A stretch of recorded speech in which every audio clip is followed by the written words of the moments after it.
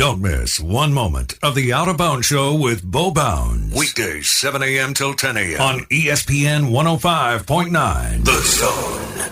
Zach Arnett on the Out of Bounds Show. Let's go back to Justin Robinson. I mean, this guy, he's big, athletic, he's got the wingspan. Mississippi State hasn't had that many type players. If he does what he needs to do, what y'all want him to do, getting better and all the different things, I mean, what could his season look like in 2023, considering his athleticism and size, Coach? Yeah, I think a lot of that obviously also depends on how effective we are doing all the things we'd like to do, and so that it dictates the way the defense has to play, right? I mean, if they're able to stay and play cover two a whole bunch and you can't run the football, well, then you ain't going to have very many receivers with a whole lot of production because they're playing a softer coverage and playing more pass, and you ain't making the defense pay. If you can get them into having to get more hats around the box and create more one-on-ones outside for your playmakers, well, then obviously you would expect them to have a more productive season from terms of yards receiving-wise. I just like the way he's approached his work every day. I mean, obviously, he should be a matchup problem for defense because he runs well enough. You want to cover him with a corner, and yet he's so big and physical. There's not an abundance of corners out there that you would say are great matchups, but he's a mismatch typically on safeties and obviously on linebackers. But he's big enough and strong enough to come into the box and dig out a safety and run support. And so, I mean, there's a reason he was a big-time recruit coming out of high school. He went to Georgia out of high school. They typically recruit pretty good players with pretty high recruiting profiles there at that school. And so we're definitely excited for his future, and he should be a big part of our offense.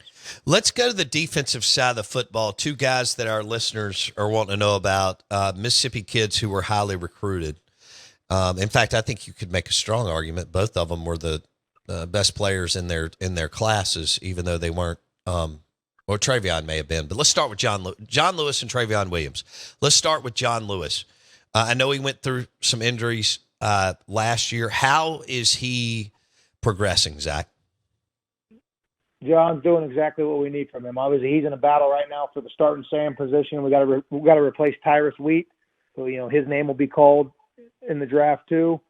So we got to replace a heck of a football player, but John is in that mix. He's splitting the number one reps, and obviously he's flashing all the athleticism and toughness and explosiveness that you saw on film in the recruiting process, and he's getting more comfortable with the schemes and assignments because we do have quite a few assignments at that position because you kind of got to be able to play as both a linebacker and a defensive lineman at times.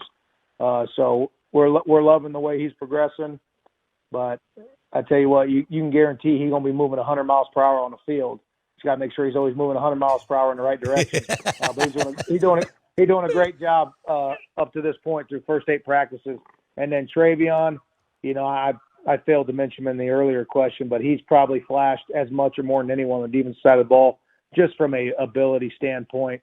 It's almost the same argument with John. Now John's a year older, but Travion's just getting more and more comfortable with the different alignments and assignments that are part of the defensive scheme.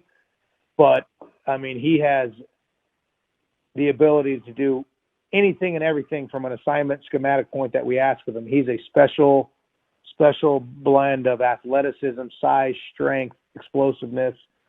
Could not be more excited for his future. He's going to continue the legacy of D linemen that this university produces. All right, so you got Crumity coming back, who's a veteran and proved his worth in the last, whatever it was, 3 games or 4 games of the season. And for y'all to get him back is incredible because he's a legit dude.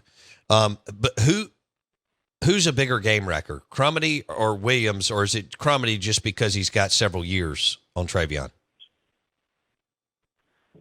Yeah, I just think, you got to go with proven, obviously, right? Crumity's got proven film disrupting, destroying games on Saturdays in the fall in this league.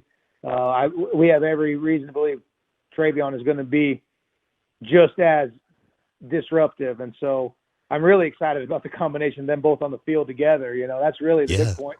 It just goes to further our recruiting philosophy here. I mean, I don't think there's a state better at producing NFL defensive line talent from this one, and the fact that we get to evaluate him here, recruit him here harder than anywhere else. And that's what this program's built on. So that's going to continue to be our emphasis, is building this thing in state, because the best players in Mississippi need to keep coming to Mississippi State. And I will say this, now Crumity obviously was probably our best recruiting effort, getting him back here this last year. I will say he strategically scheduled a wedding here coming actually this week. So he's missing several practices, and you kind of want to give him a hard time. Hey, you can't be scheduling a wedding during spring practice, but you have him back, so I'm not going to criticize him too much. No, he's a hell of a football player.